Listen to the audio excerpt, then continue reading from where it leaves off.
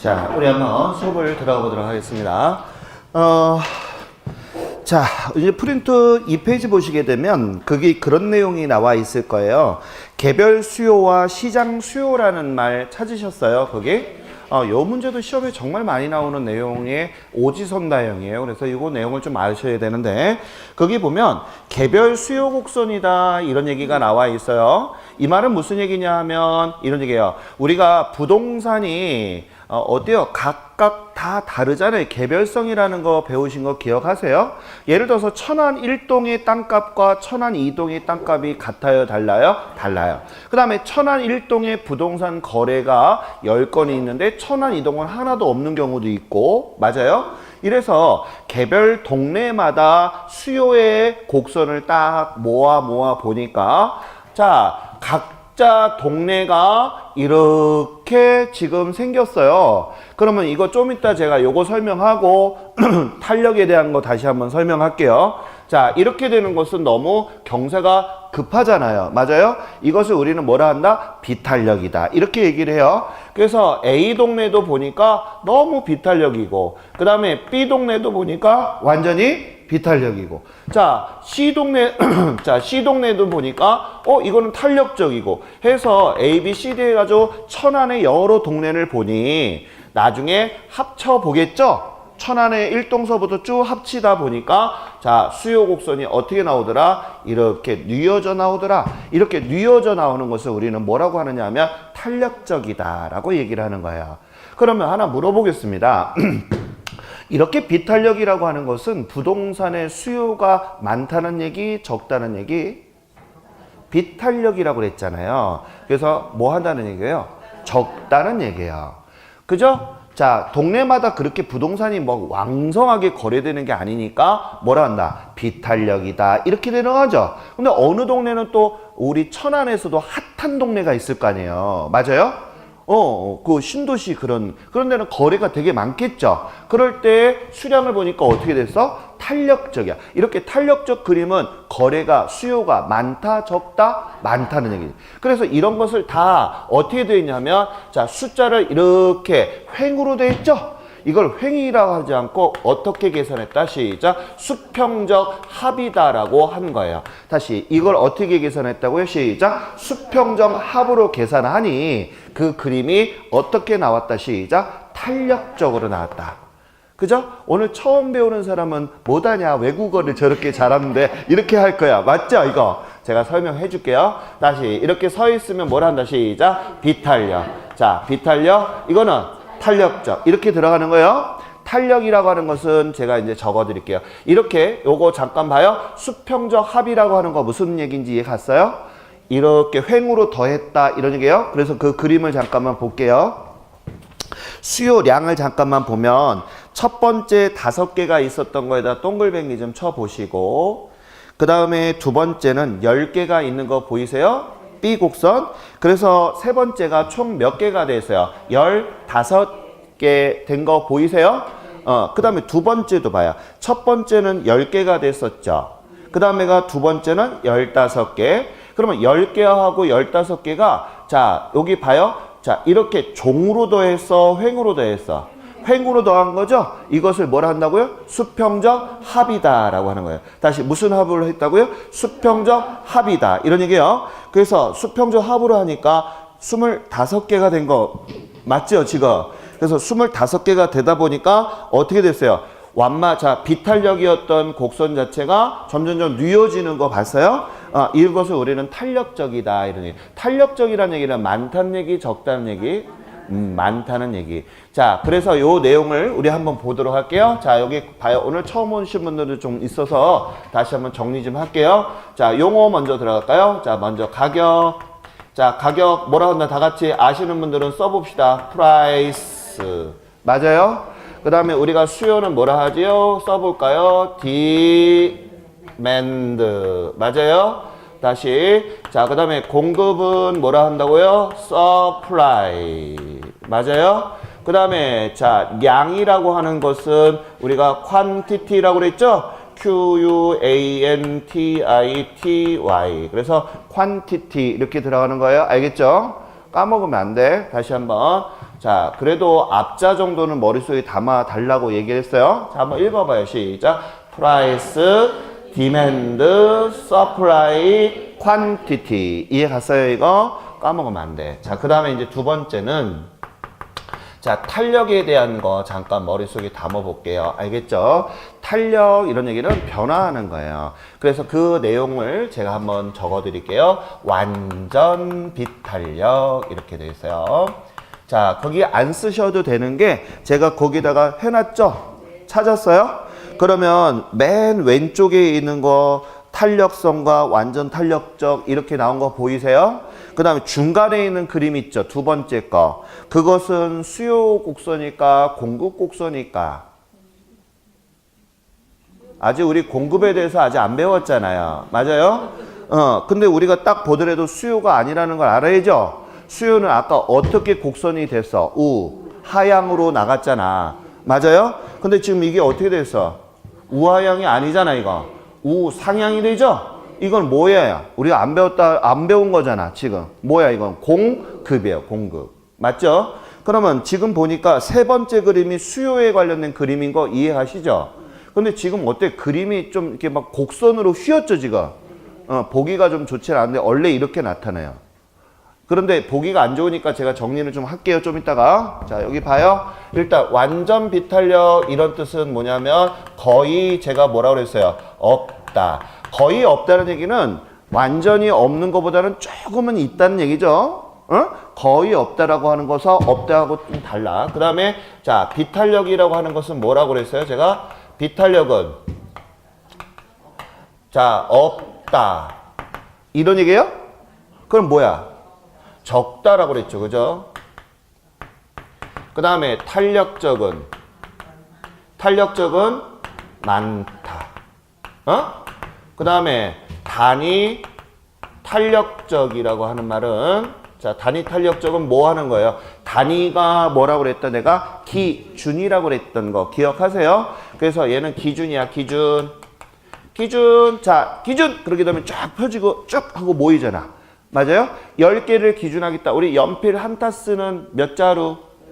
이게 기준이잖아. 한 타스라는 그 기준. 이거를 단위라고 붙여요. 알겠죠? 그래서 단위 탄력적이라는 얘기는 기준이 된다. 이런 얘기예요. 그 다음에 완전 뭐라고 한다? 탄력적. 완전 탄력적은 뭐 하는 거야? 아주 많다. 이런 얘기예요? 맞아요? 아주 많다. 이런. 그래서 이 용어에 대한 것은 좀 우리 좀 적어 놓으셔야 돼요. 제가 프린트에는 안 담아놨죠? 자, 다시 한번 저랑 같이 한번 봐요. 자, 완전 비탄력이라고 하는 것은 거의 뭐하다, 없다 이런 얘기예요. 이제 앞으로 이런 얘기 안 할 거니까 잘 들어야 돼. 자, 비탄력은 뭐하다, 적다. 그 다음에 탄력적이라고 하는 것은 뭐하다, 많다 이런 얘기예요. 자, 그럼 제가 문제 한번 내보겠습니다. 자, 임대 아파트가 자, 비탄력적일 때 이런 얘기예요. 자, 임대료에 대한 영향은 어떻게 될까? 이거를 한번 제가 여쭤보겠습니다. 알겠죠? 잘 봐요. 자, 임대 아파트가 비탄력적이란 얘기죠? 그럼 무슨 뜻이에요? 많다는 얘기야? 적다는 얘기야? 그렇지. 그러면 임대 아파트가 적다는 얘기잖아, 숫자가. 그죠? 그럼 임대 아파트 가격이 임대인이 부르는 게 값이겠네요? 그러면 임대 아파트의 영향은 이렇게 물어봤으니까 집세가 어떻게 됐다? 올라간다, 내려간다? 올라가겠지. 이해 갔어요? 높아질 것이다라는 얘기예요. 임대 아파트가 비탄력이라면 앞으로 임대 아파트에 자 미치는 가격의 임대료는 어떻게 될 것이냐, 뭐 이렇게 이제 시험 문제가 나오잖아요. 그럼 임대 아파트의 가격은 어떻게 될 것이다? 집세가 올라갈 것이다. 이런 내용이에요. 또 반대로 임대 아파트가 탄력적이라면 이런 얘기죠. 자, 임대 아파트가 탄력적이라는 얘기는 많다는 얘기야, 적다는 얘기야? 많아. 그러니까 집주인이 되게 많다는 얘기죠. 그럼 임차인이 어떻게 돼? 마음대로 골라서 들어가니까 임대인이 마음대로 집값을 올릴 수 있을까, 없을까? 없지. 왜? 양이 많은데. 맞아요? 이런 말들을 우리 선생님이 용어를 모르니까 틀리고 나오는 거예요. 그래서 꼭 알아두실 것이 이게 별거 아닌 것 같은데 이거 가지고 응용을 한단 말이에요. 근데 우리 선생님이 용어를 정확히 이해를 못하니까 암기를 해버리는 거예요. 그러면 안 돼. 그거에 휘말려. 그래서 자꾸 이런 말들을 좀 했으면 좋겠다. 자, 다시 완전 비탄력이라고 하는 것은 시작. 거의 없다는 얘기. 그 다음에 자, 그러면 하나 물어볼게요. 이것도 시험에 많이 연습을 시킬게요. 제가 매번 할 때마다 할 거예요. 자, 토지 한번 보겠습니다. 토지는요, 물리적 공급이라고 하는 거와 제가 이거 지금 아직 공급은 안 했지만 알겠죠? 자, 물리적 공급과 경제적 공급이라고 하는 것으로 볼 수가 있어요. 그러면 이거 전에도 제가 한번 했던 것 같은데 맞죠 이거? 자, 그러면 물어볼게요. 물리적 공급은 어떻게 나타나? 공급에 대한 것을 볼게요. 알겠죠? 공급은 자, 어떻게 돼? 토지는 물리적으로 공급이 가능해? 불가능해? 불가능해. 무슨 성? 부중성이라고 배웠잖아요. 맞아요? 그래서 공급 곡선은 이렇게 나오는 거야? 맞아요? 그럼 물어봐야지. 자, 공급 곡선은 완전히 물리적 공급일 때, 자, 완전 비탄력으로 나오는 거 맞아요? 그럼 제가 또 물어보겠습니다. 다음 문제상에서 토지의 물리적 공급에, 자, 단기적일 때는 완전 비탄력이고, 장기적일 때는, 알겠죠? 자, 비탄력이다. 장기적일 때는 비탄력, 완전 비탄력. 이렇게 나와 있어요? 다시 한번 설명. 토지의 물리적 공급에서 단기일 때는 완전 비탄력이고 장기일 때는 비탄력이다. OX. 왜? 무조건 토지 자체는 늘어나지가 않아. 장기든 단기든. 무슨 얘기인지 알죠? 이런 말들이 현역이 되면 안 돼. 토지는 안 늘어나 무조건. 그러면 경제적 공급은 제가 뭐라고 그랬냐면 용도적 공급이다. 즉 용도 공급이다. 이런 얘기죠. 용도 변경이다. 이런 얘기예요. 즉 용도 변경이라고 하는 거 우리 전에 배웠는데 자 물어봐야지. 농지를 주택지로 변경하였다면 이것을 우리가 이행지로 한다. 후보지로 한다. 전에 내가 전 시간에 우리 배웠던 건데 대분류관에 변경하는 것은 후보지, 소분류관에 변경되는 것은 이행지. 기억나요? 그러면 농지에서 지금 뭘로 바꿨어? 주거지로 바꾼 거죠? 그러면 이건 뭐야?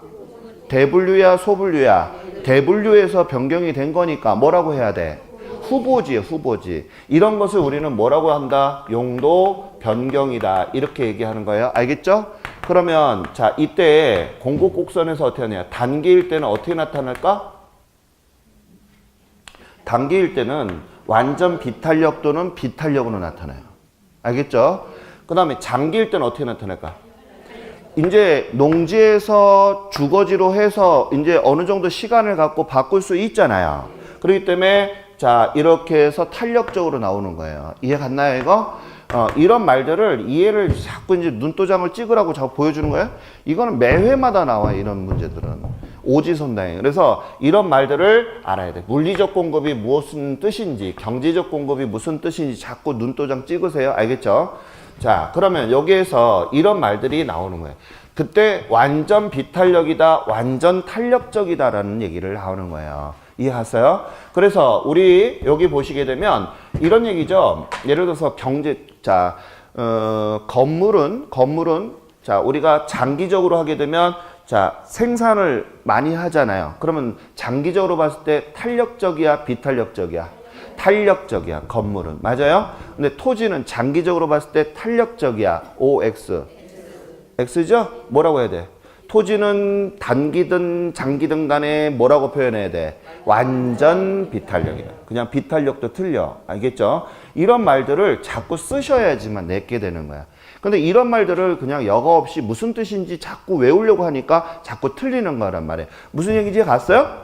꼭 알아야 돼. 자, 나중에 문제 풀이할 때 그때 틀리면 안 돼. 내가 미워할 거야. 다시. 완전 비탄력은 시작. 거의 없다. 비탄력은 적다. 탄력적은 많다. 단위는 기준이야, 기준. 그 다음에 완전 탄력. 맞아요, 이거? 완전 탄력적은 아주 많다. 그러면 이제 저랑 같이 이것을 우리가 한번 그려보도록 할게요. 우리가 이제 분면이라고 하는데 그냥 신경 쓰지 말고, 알겠죠? 어떻게 들어가는 것만 흐름만 잡아요. 자, 먼저 이렇게 딱 바짝 섰잖아. 알겠죠? 이렇게 서 있으면 우리가 뭐라 한다? 시작. 완전 뭐라고 해? 비탄력 이렇게 들어가는 거야. 맞아요? 그러면 제가 이제서부터 우리가 방금 수요 배웠잖아요. 그럼 수요서부터 제가 한번 들어가 볼게요. 다시 뭐라고 그랬다? 수요. 그러면 제가 아까 수요는 무슨 손이라고 그랬어? 오른손, 왼손. 그렇지, 오른손. 까먹으면 안 돼. 자, 다시 수요는 무슨 손? 오른손. 그러면 오른손이야. 그래서 이렇게, 자, 어떻게 움직일까? 자, 내가 지금 오른손이죠, 이거 지금. 어? 자, 아니, 그러니까 제가 보는 거고, 우리 선생님도 오른손을 이렇게 딱 해야지. 맞아요? 지금 우리 선생님이 이거 지금 내 이렇게 똑같이 섰잖아, 지금. 무슨 손이야, 이거? 오른손이야? 그럼 이게, 자, 어떻게 해야 돼? 수요는? 이렇게 들어가는 거죠, 지금. 맞아요? 이게, 안 되잖아. 맞아요? 무슨 손 해야 돼? 이게 좋잖아. 이거 되는 사람. 안 되죠, 이거. 그렇기 때문에 이렇게 돼. 그러면 이제 여기에서 자 얘를 시작 완전 비탄력. 그다음 여기 딱 요 사이에 절반이 있죠. 여기 절반. 이 절반을 딱 걷을 때 이 절반이 있죠. 이것을 우리는 뭐라고 하느냐 하면 기준점이야. 그래서 얘를 뭐라고 한다 시작 단위 탄력적이라고 하는 거야. 기준 이런 얘기야. 이해 갔어요? 그래서 얘를 기준하여 자, 얘처럼 이렇게 바짝 서 있는 쪽으로 이렇게 가게 되면, 얘 서 있잖아요, 얘. 그죠? 이럴 때는 우리가 뭐라고 표현하고 시작? 비탄력이다. 라고 얘기하는 거야. 다시 뭐라고 시작? 비탄력. 이해 가요? 그 다음에, 자, 얘는 어떻게 되냐 하면, 자, 요 기준점을 해서 얘가 이쪽 라인을 이렇게 타. 자, 이렇게 하니까 누웠죠, 지금. 얘는 뭐라고 한다 시작? 탄력적이다. 이렇게 얘기하는 거야. 그 다음에 완전히 누웠죠 얘는. 네. 자 이렇게 누우면 뭐라 한다 시작 완전 탄력적. 밥 먹고 나면 완전히 누워버렸잖아. 맞아요? 예. 자 우리가 자 이제 아침에라도 뻗쩍 서 있다가 점점 가면 피곤하니까 어떻게 돼? 이제 누워서 자겠죠? 예, 이렇게 됐다. 그러니까 이거 지금 수요가 무슨 손이야 이거 지금? 오른손 알겠죠 이거? 자 이렇게 들어간다. 그러면 이제 우리 공급도 맛 좀 보고 들어가요. 한 김에. 자, 공급. 자, 제가 지금 공급은 무슨 손이라고 그랬죠? 왼손. 자, 공급은 머릿속에 까먹으면 안 돼. 공급은 왼손이야. 자, 왼손. 자, 이거 똑같아요. 자, 이렇게 서 있으면 뭐라 한다? 시작. 완전 비탄력. 자, 우리 이번에는 왼손 하는 거예요. 알겠죠? 왼손. 자, 왼손. 자, 서 있으면 시작. 완전 비탄력. 그러면 이거 한번 봐요. 자, 왼손이죠, 지금? 이거 돼? 안 돼? 안 되죠, 지금? 수요가 안 되잖아. 그러면 이거는 이렇게 되는 건 돼? 안 돼? 되잖아. 아하. 까먹으면 안 돼요, 이거? 자, 그래서 여기 봐요. 딱 절반. 여기 딱 절반. 자, 이렇게 딱 나눴어. 이거 뭐라고 한다? 시작. 단위. 그렇지. 단위 탄력. 기준이야, 기준. 그래서 요 선을 근간으로 해서 완전 비탄력 쪽에 이렇게 돼 있으면 서 있는 거잖아요. 그래서 이것을 뭐라고 표현한다? 비탄력. 비탄력이라고 하자. 그 다음에 자 얘는 요 기준점을 근간으로 해서 자 이렇게 들어가게 된다면 눕기 일보 직전이죠. 이것은 뭐라고 하자? 시작. 탄력적이라고 하자. 이해 갔나요 이거? 그 다음에 얘는 완전히 누웠죠. 그럼 얘 뭘 한다? 시작. 완전 탄력적이다 라고 하는 거예요. 그래서 거기에 표를 잠깐만 보시면 자 탄력성이 얘는 완전 탄력적이라는 얘기는 그냥 얘는 무한대로 계속 간다는 거예요. 얘는 뭐 나쁜 일을 하든 좋아하든 좋아서 맨날 이렇게 웃는 애들 있잖아요. 약간 좀 꽃 하나 꽂아주면 정신병원에 가야 될 것 같은 사람들 알겠죠? 그런 사람을 우리는 완전 탄력적이라고 얘기하는 거예요. 이해 갔어요 이거? 자 그래서 거기 보시게 되면 이런 표현이 우리가 수학적 기호에 보면 이런 무한대로 나가잖아요. 팔이 누워 있는 거 있죠? 이걸 우리 이제 무한대다 이렇게 표현을 하는 거예요. 알겠죠? 그래서 우리가 탄력성은 이 해서 이 영어의 약자예요. 그냥 몰라도 돼요. 그냥 이 이렇게 썼다는 건 탄력성을 얘기한다. 이렇게 생각하세요. 알겠죠? 영어 시험이 아니니까 그냥 영어를 탄력성을 이라고 표현한다. 이렇게 보시면 돼. 그러면 거기 잠깐만 보시면 탄력성이 1보다 크면 뭐라고 했다? 시작. 탄력적이라고 나와 있죠? 다시 탄력성에서 1보다 크면 뭐라고 했다? 시작. 탄력적. 그럼 1보다 작으면 뭐가 될까? 비탄력이 되겠죠. 이해 갔어요? 그 다음에 거기 는자 표시가 나온 거 있죠? 1과 값이 같다는 얘기죠. 즉 단위 탄력적이 바로 탄력성과 같다는 거예요. 1과. 알겠어요? 그래서 1을 기준하여 이런 얘기입니다. 알겠죠? 그래서 우리가 1을 기준하여 단위 탄력적 이렇게 얘기하고요. 그 다음에 우리가 완전 비탄력이라고 하는 것은 탄력성의 변화가 아예 없는 거예요. 그러니까 탄력성이 0이 되는 거죠? 이해 갔어요? 그래서 탄력성이 0 이렇게 좀 적어주시고 제가 변화 없음 해서 해놨죠? 즉 탄력성이 뭐라는 거야? 0 이렇게 되는 거예요. 변화가 없다는 거예요. 자, 그렇게 해서 우리가 지금 그래프를 그렸는데 이게 보기가 좋죠? 원래는 경제학에서는 지금 제가 있는 그거를 네이버에서 그림을 캡처해서 가져온 거거든요. 원래는 이렇게 공급 곡선이나 수요 곡선이 곡선으로 되어 있기 때문에 보기가 쉽지 않아요. 이렇게 하니까 보기가 쉽죠. 그죠? 이해는 하시겠어요? 자, 그럼 머릿속에 담을 것이, 자, 우리 처음 배우신 분들은 수요는 무슨 선? 오른선. 왜 오른선인지 아시겠어요? 해봐야 돼, 집에서. 안 되니까. 그죠? 그 다음에 공급은 무슨 선? 오케이. 그래서 꼭 집에서 연습 많이 하셔야 돼요. 알겠죠? 자, 그러면 이제 저랑 같이 공급에 대해서 빨리 한번 들어가 볼게요. 알겠죠?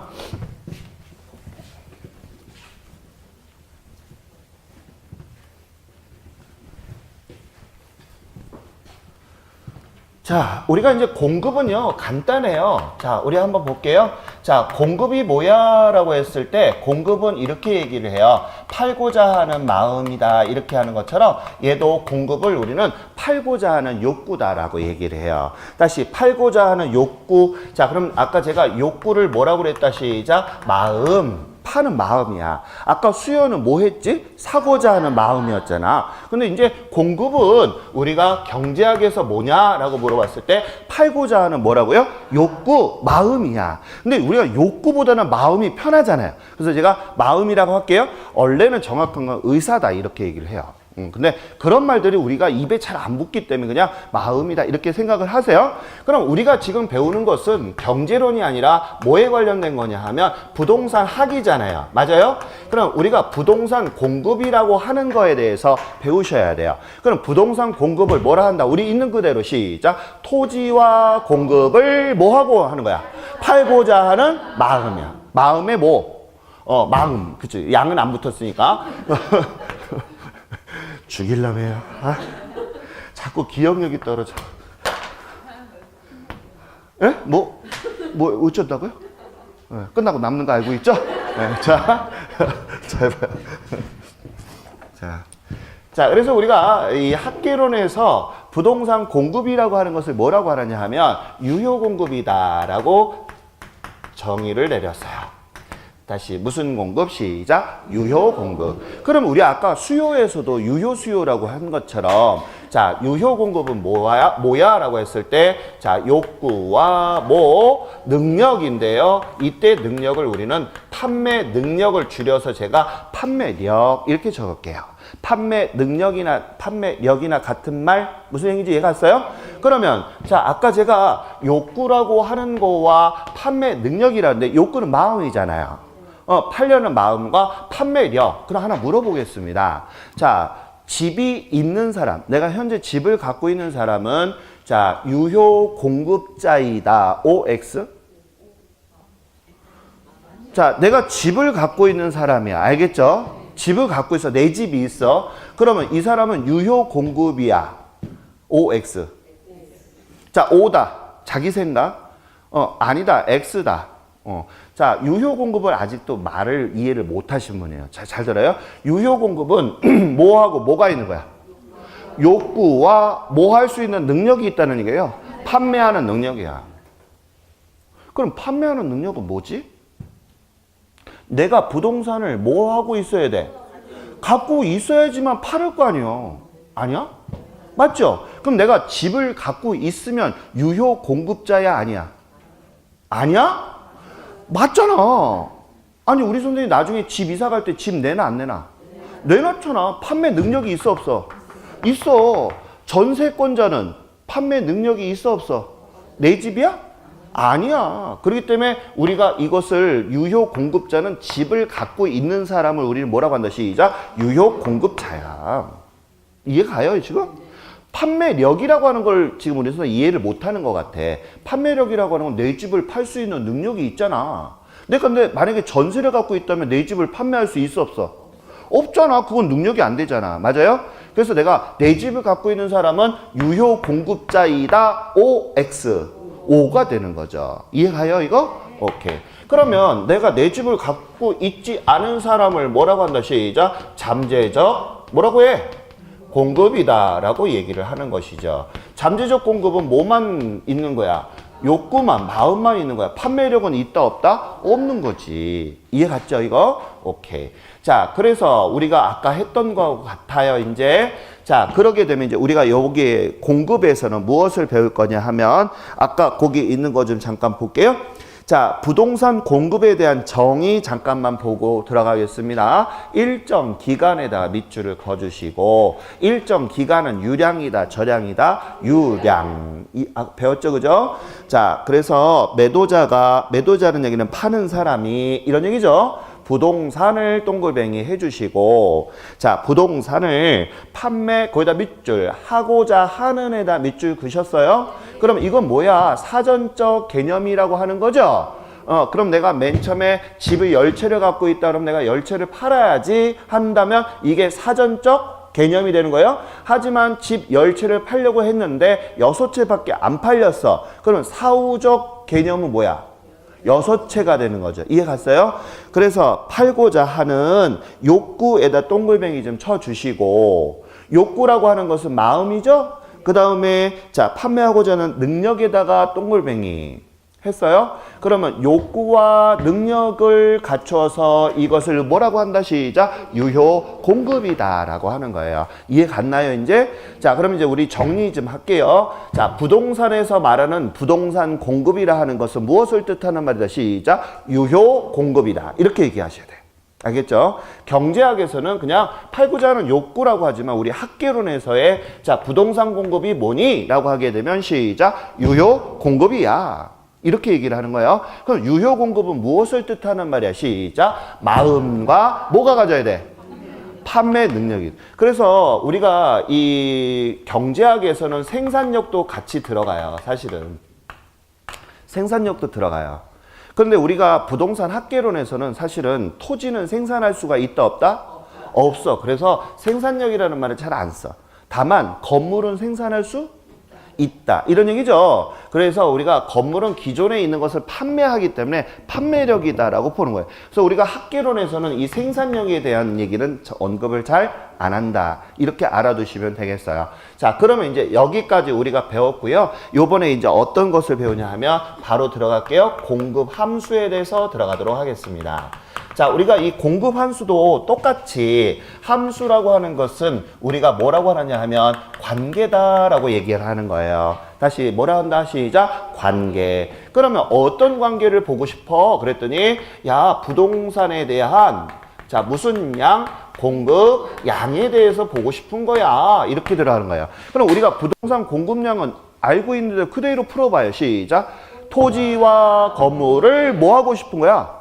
팔고자 하는 마음의 수량이다. 이런 얘기예요.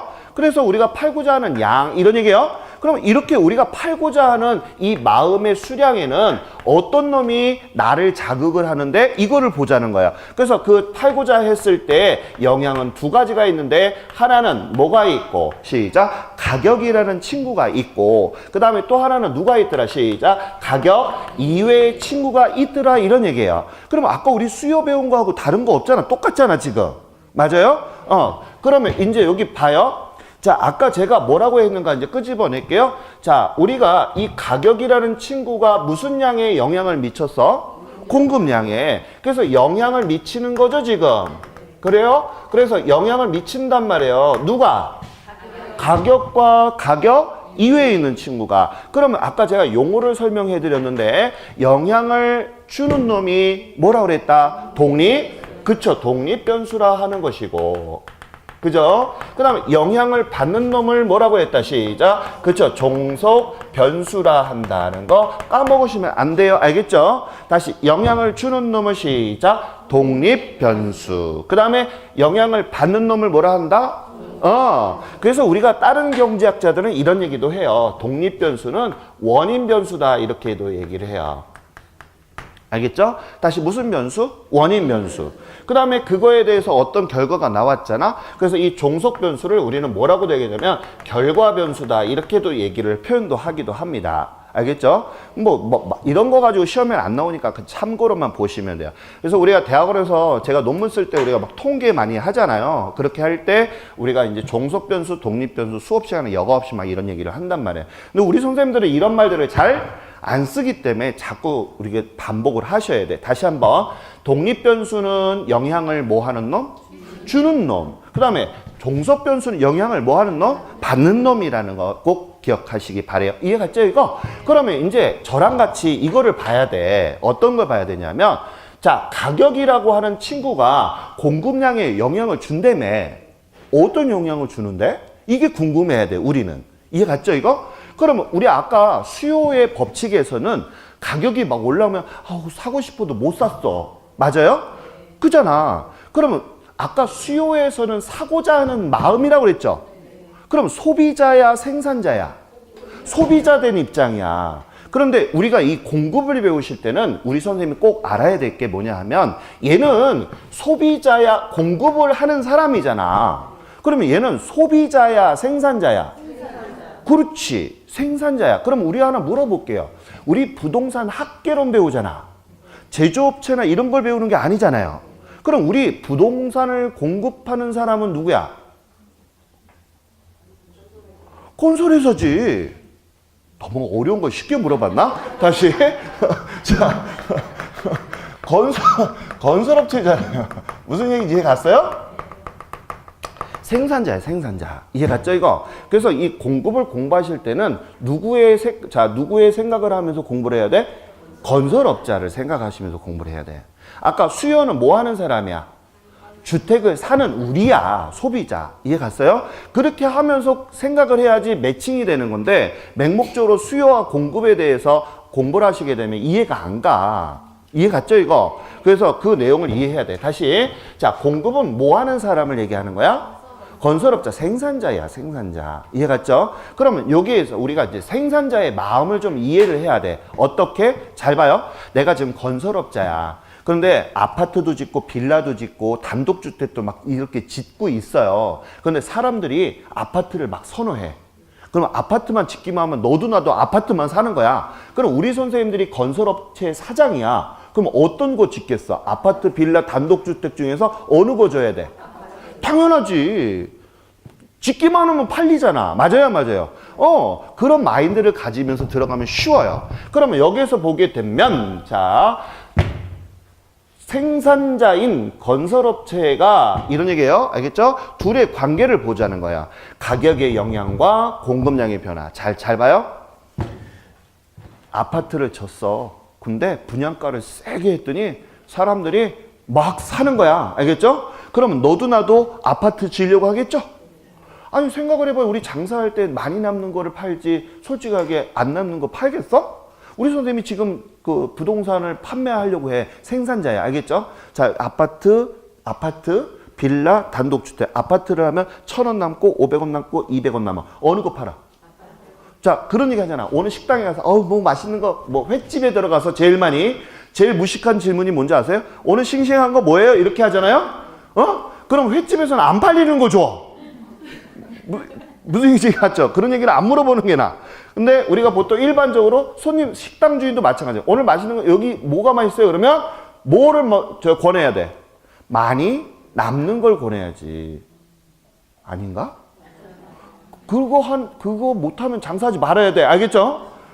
내가 예를 들어서 설렁탕이 1,000원, 자, 1,000원 남고, 알겠죠? 그 다음에 예를 들어서 무슨 김치찌개는 200원밖에 안 남아. 그럼 뭐 팔아야 돼? 그렇지. 설렁탕 끝내줘요. 오늘 싱싱해요. 이렇게 하고서 해야지 1,000원 남는 거야. 맞아요, 안 맞아요? 맞죠? 그럼 똑같은 원리야. 그래서 그런 마인드를 가지고 공급을 공부하시면 쉽게 와닿아요. 근데 우리는 맹목적으로 그냥 수요와 공급이라는 사고만 가지고서 접근하니까 어려운 거야.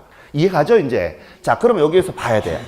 제가 왜 이런 밑바탕 그림을 그려줬냐 하면 이거예요. 자, 지금 누구에 대한 입장에서 공급을 바라보라고 그랬어요? 그렇죠. 그러면 잘 봐야 돼. 가격이 막 올라가잖아요.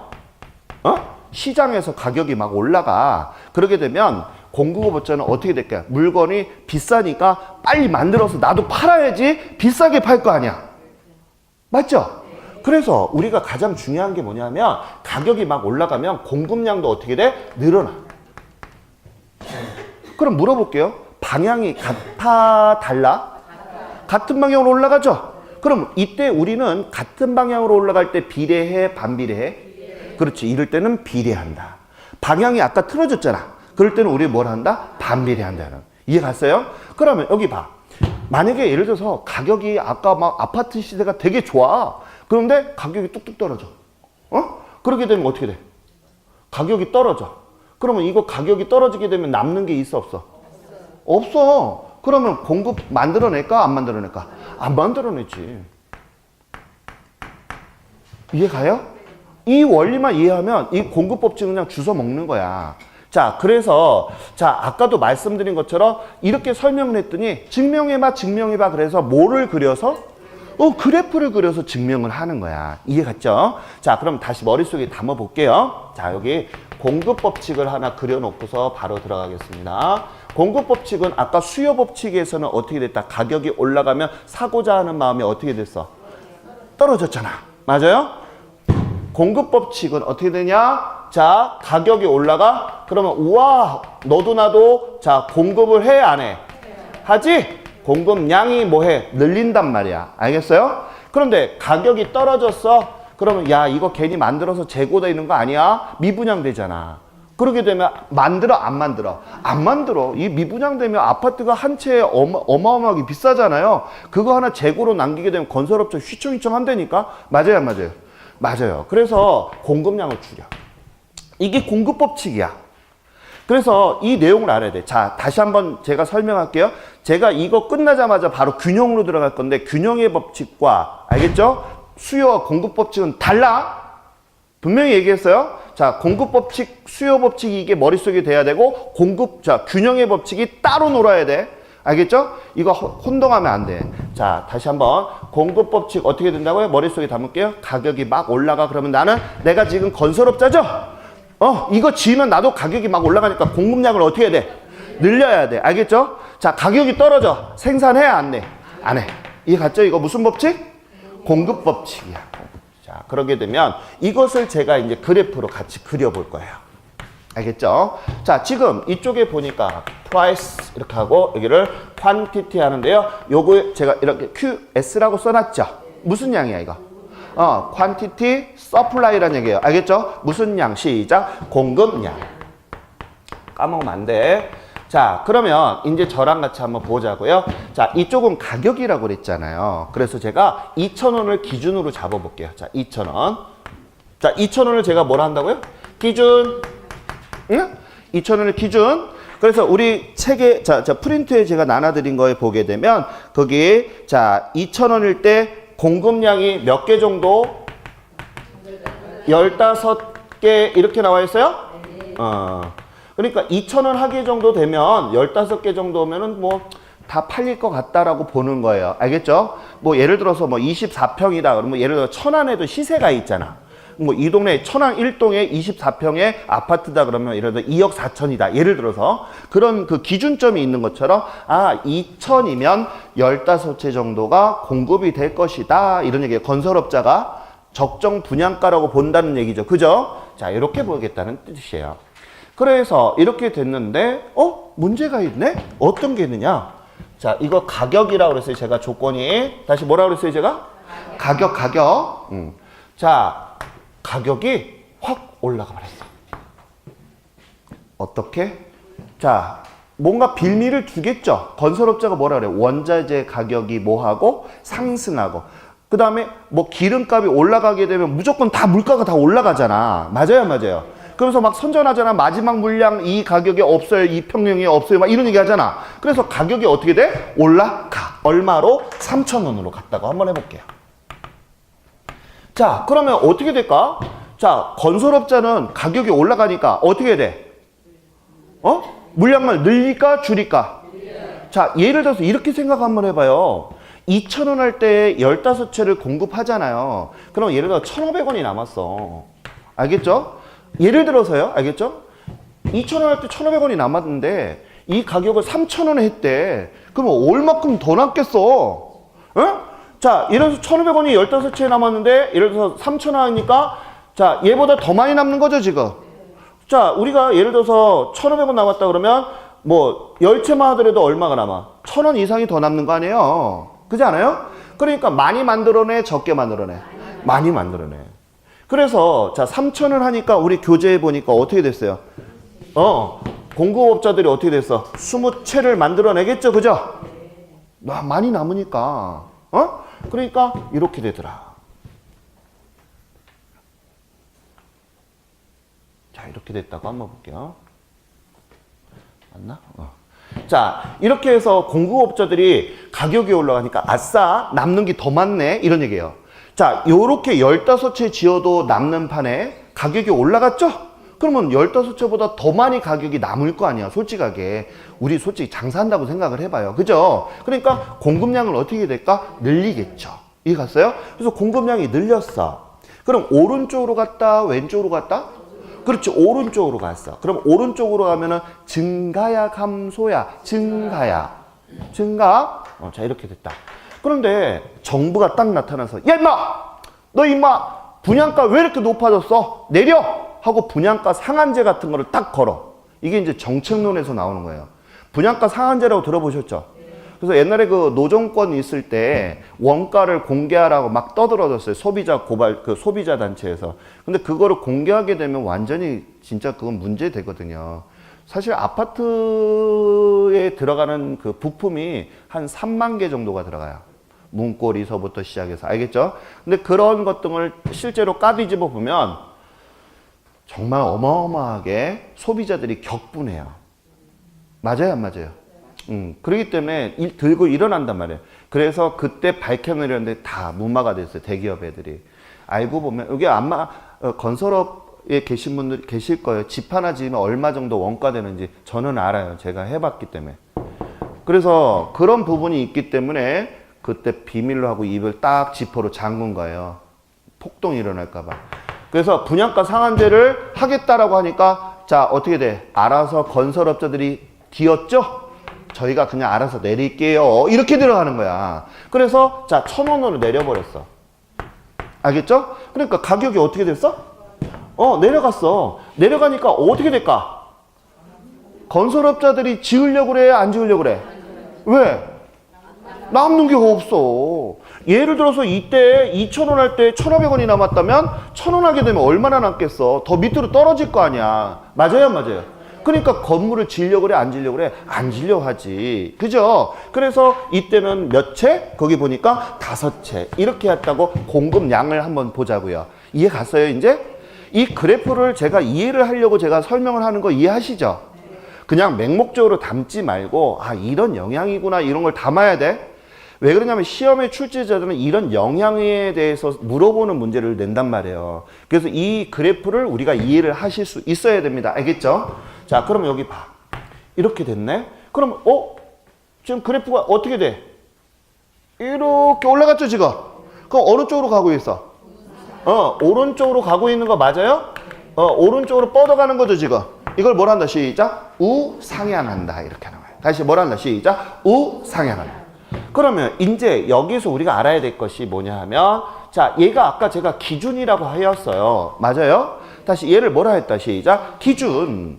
그런데 기준이었는데 가격이 올라가니, 즉 가격이 상승하니, 맞아요? 상승하니 자, 공급량이 뭐하였고 증가하였고 우리가 이제 설명할 수 있어야 돼요. 자, 그 다음에 기준에서 이렇게 가격이 내려가니 자, 공급량이 뭐 했어요? 감소했다는 사실을 알 수가 있죠. 그러면 지금 뭐에 따라서 가격에 따라서 공급량이 움직이는 걸 봤어요? 못 봤어요? 봤죠? 그럼 머릿속에 정리가 돼야 돼. 가격이 올라가면 공급량이 늘어나고 가격이 떨어지니 공급량을 줄였다는 얘기죠. 그럼 물어보겠습니다. 자, 이렇게 독립변수하고 종속변수의 관계에서 관계가 있다 없다? 있다는 거야. 영향을 준다는 거 확인했죠? 오케이. 그럼 이제 우리가 머릿속에 이제 담기만 하면 돼. 아, 독립변수의 가격에 따라서 공급량이 어떻게 된다? 움직이는구나.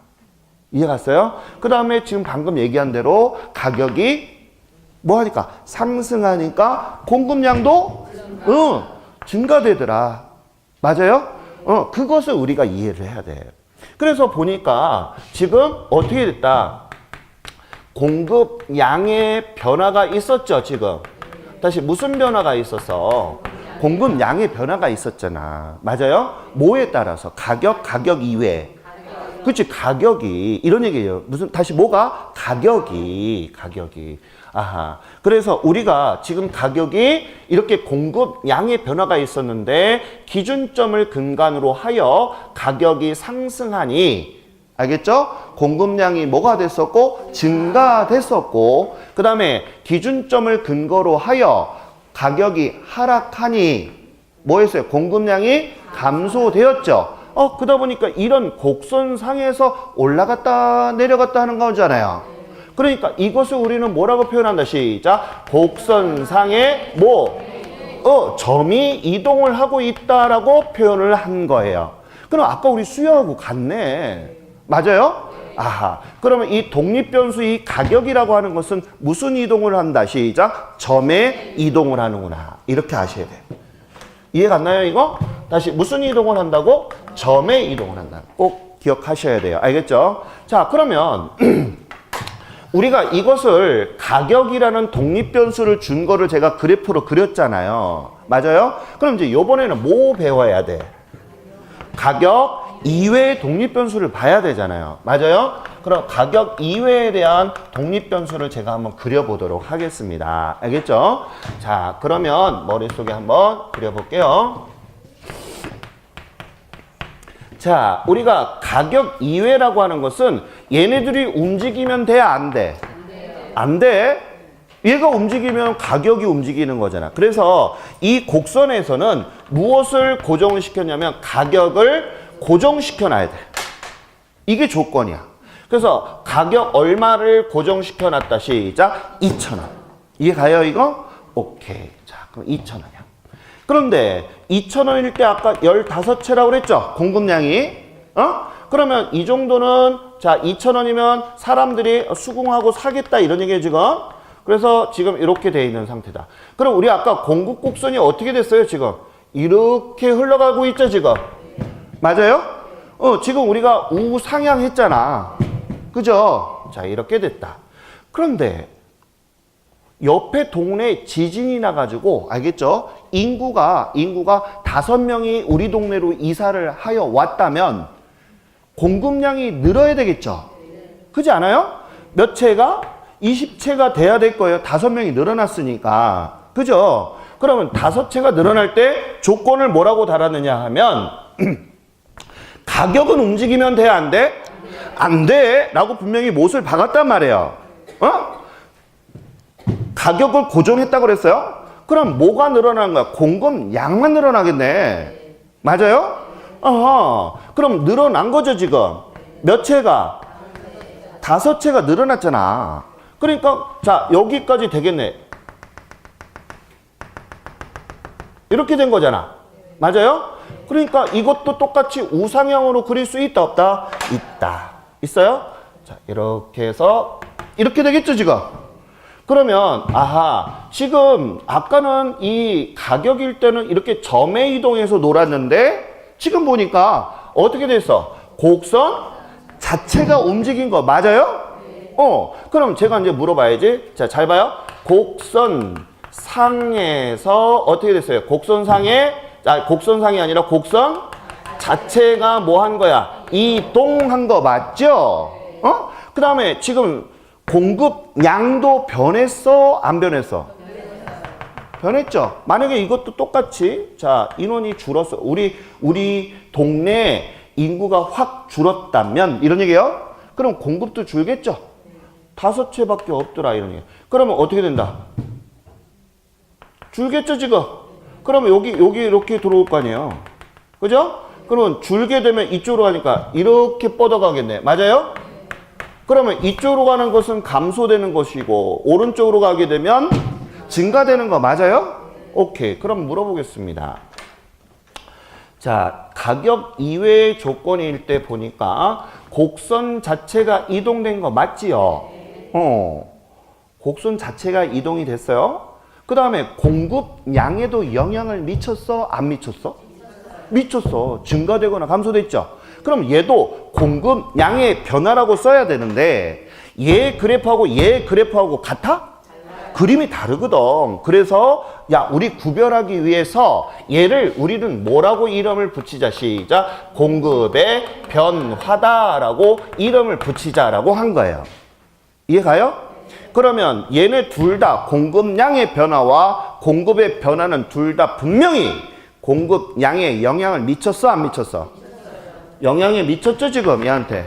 이해가요? 다만 이름을 이렇게 점에 이동한 것을 뭐라 하고 시작. 공급량의 변화라고 하고 곡선 자체가 움직인 것을 뭐라 하자. 시작. 그치. 그거 까먹으면 안 돼. 이게 오지선다형에 나오는 거예요. 아까도 얘기한 것처럼 이런 말들을 가지고 장난을 치니까 꼭 머릿속에 담으시기 바래요. 이해 안 나요? 자 그러면 지금 여기까지 이제 우리가 배웠어요. 자 머릿속에 한번 여기서부터 여기까지 한번 제가 보면서 들어갈게요. 자 아까 제가 가격 이외의 것은 아까 말씀드린 것처럼 소득도 있을 것이고 인구도 있을 것이고 세금도 있을 것이고 여러 가지만 있겠죠. 그죠? 자 그럼 이제 머릿속에 노트 정리. 자 고개 들어봐요. 자 이제 머릿속에 노트 정리할 거예요 자꾸. 자 저는 이게 쓰는 거 중요치가 않아. 머릿속에 들어가는 게 중요한 거예요. 자 머릿속에 이제 노트 정리하세요. 자 우리가 공급의 함수라고 하는 것은 자 생산업자가 자 건설량 즉 주택의 보급량 이렇게도 볼 수가 있는 거예요. 그 보급을 할 때 있어서 어디에 민감하게 반응하더라? 가격에 민감하게 반응하더라. 그래서 우리가 독립변수인 가격과 가격 이외를 우리가 놓고서 실험을 한 거예요. 그때 우리가 가격이라고 하는 친구는 곡선상에서의 뭐가 움직였다? 점이 이동을 한 것이고 가격 이외에 있는 친구는 뭐가 움직였어요? 곡선 자체가 이동을 하였는데 이때 독립변수 가격은 우리가 뭐라고 부른다? 시작. 공급량의 변화라고 부르는 것이고 그 다음에 가격 이외의 것은 뭐라고 부른다? 시작. 공급의 변화라고 한다. 이해가죠? 오케이. 자, 이 내용이 머릿속에 있어야 되고 그림이 있어야 됩니다. 그러면 여기에서 하나 더. 자, 얘 지금 무슨 방향으로 흘렀어? 우상향인 거 이해하시죠? 그러면 얘는 어떻게 되는가 한번 봐요. 얘는 지금 뭐야? 공급이잖아. 그럼 아까 제가 공급은 무슨 손이라 했지? 그렇지. 왼손이라 했어. 왼손. 그러면 왼손이니까 이렇게 되는 거야. 이렇게. 이해 갔어요? 그럼 자 이렇게 하고서 왼손이잖아요. 이거. 이렇게 된 거야? 그럼 왼손이 하늘을 뻗었죠? 그럼 이거 뭐라고 해야 돼? 그렇지. 좌상향이라고 하는 것이고 이해 갔죠 이거? 그 다음에 이렇게 나왔잖아. 오른쪽으로 뭐 했어? 내렸지. 그럼 이거 뭐란다? 시작. 우하향한다. 이해 갔어요 이거? 이 말장난은 놀아나면 안 돼요 이거? 자 다시 한번. 공급에서는 뭐라고 하나? 시작. 감소는 좌상향하고 증가일 때는 시작. 우하향한다. 까먹으면 안 돼요? 분명히 이거 가지고 말장난 친단 말이에요. 자, 그러면 이제 우리가 이것을 바탕으로 무엇을 배워야 되냐 하면 균형에 관련된 거 잠깐 좀 설명하고 잠깐 또 쉴게요. 알겠죠? 자, 잘 봐요.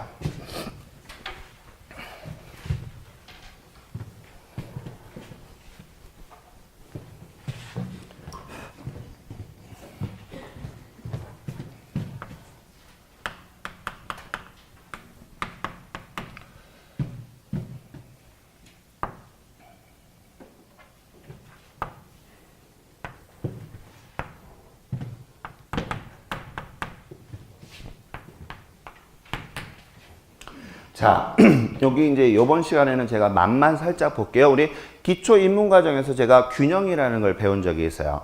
균형이라고 하는 것은 무슨 얘기냐 하면 수요와 공급이 딱 맞아떨어지는 그 점을 우리는 균형이라고 얘기를 해요.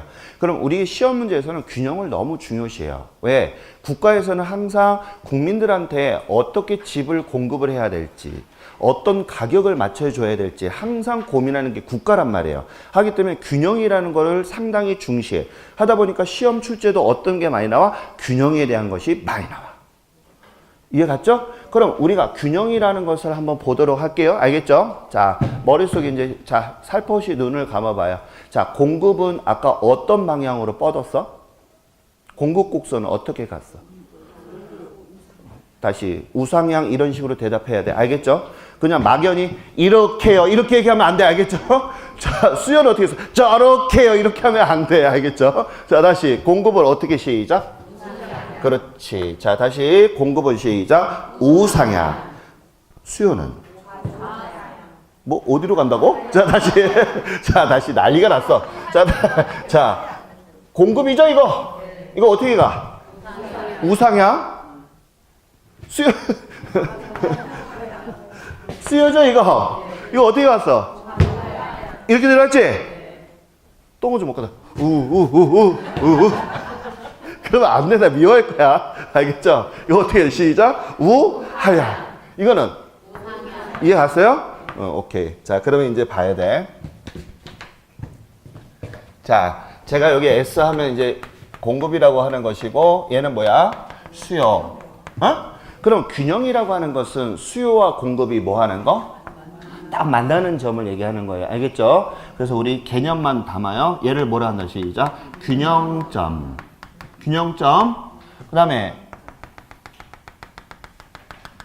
이렇게 내려오죠? 얘를 뭐라고 한다? 시작. 균형양.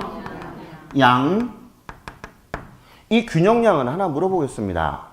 수요량일까? 공급량일까? 수요와 공급량일까? 아니, 수요 공급량일까? 그랬더니 수요... 뭐야? 이 균형량이라고 하는 것은 뭐냐면 수요와 공급이 맞아떨어지는 양이죠. 수요량도 아니고 공급량도 아니고 무슨 양이야? 수요와 공급이 같이 있는 양이야. 알겠죠? 다음에 그러기만 해. 자, 아유, 잔머리의 대가야. 자, 여기를 우리 뭐라고 한다? 시작. 균형 가격이야. 다시 무슨 가격? 시작. 균형 가격. 자, 이 용어 먼저 머릿속에 담고 갈게요. 알겠죠? 자, 다시 한번요. 여기 보세요. 자, 우리가 일치되는 거 무슨 가격? 시작. 균형 가격. 자, 여기는요. 균형점. 맞아요? 그 다음에 이거는 시작. 균형량. 우리 잠시 뒤에 이거 가지고 계산하는 문제에 들어갈게요. 잠깐 쉬었다 하겠습니다.